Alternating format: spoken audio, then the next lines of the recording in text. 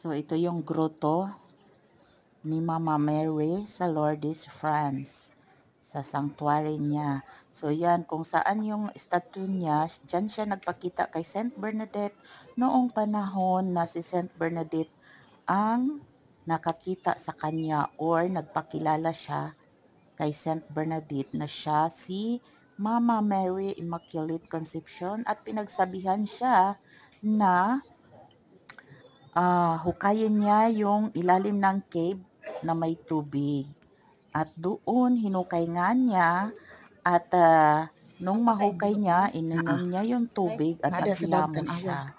So maraming Naa sa naghilamos kuan. dyan na yung Paikot sa bulag book. na bigla na lang silang nakakita na hindi nila inaasahan na makakita sila.